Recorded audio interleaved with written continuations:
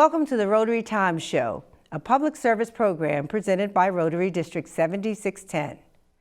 Funding for this program is made possible by the generosity of Rotary District 7610, Virginia. On our programs, we talk with Rotarians and community leaders and discuss how Rotary International builds partnerships to support local, national, and rural communities. I am your host, Rotarian Dr. Deborah Jackson from the Rotary Club of McLean, Virginia.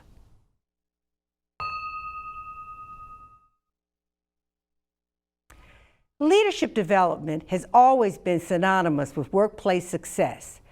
Today, leaders from the public and private sector are inspired to develop and engage with other groups and organizations to implement successful solutions for community issues in our region.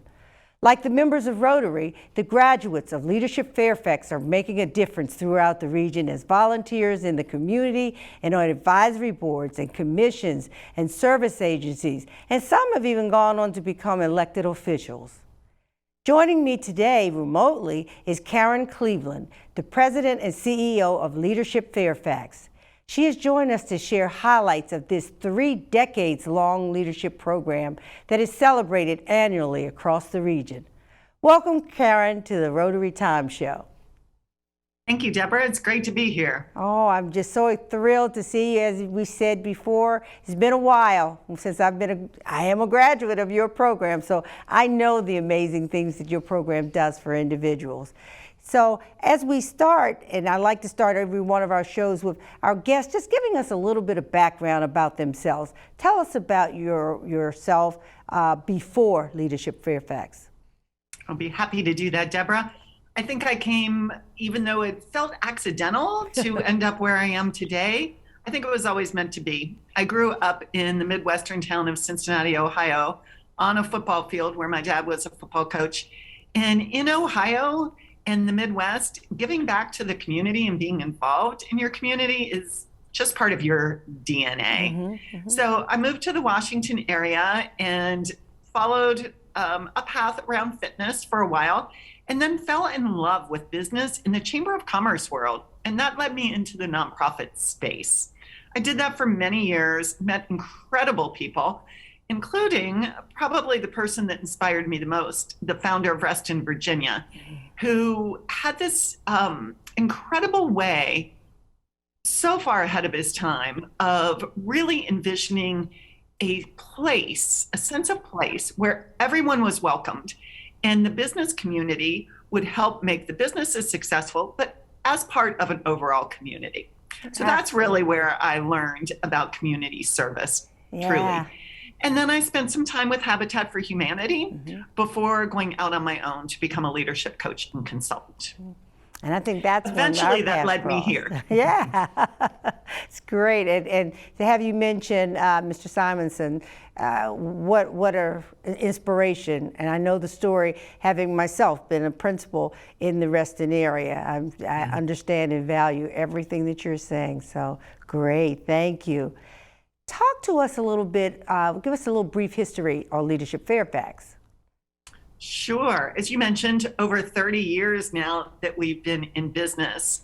And really the evolution and how we became to be started in the 60s when the question started being asked, are leaders born or can we actually develop them? Well, we know the answer to that.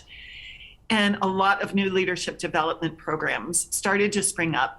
And in the 80s, the question changed a little bit, which is, who are our leaders? The answer was elected officials and CEOs of major corporations, for the most part. And then the question was, is that enough to make for a really strong and sustainable community? The answer to that question was no. We need to bring people together from the public sector, private sector, and the nonprofit sector in order to really make sure that our communities are as strong as they can be. Absolutely. So organizations like ours were born all over the country in the late 80s to really bring together people to help them understand the issues in their local community. So when we were founded, like all of the other leadership groups, it was about bringing senior leaders together in a cohort environment over a 10-month period of time, one full day a month, to really look at the issues and build relationships that could help strengthen our community. Absolutely. Wonderful. We've evolved over time and we've added new programs. Yeah. But that is the essence of why leadership programs like Leadership Fairfax were born. Karen, how did you get involved with Leadership Fairfax? Well, Deborah, I went through the program like you, so I drank the Kool-Aid. I already loved the community and knew what it would take.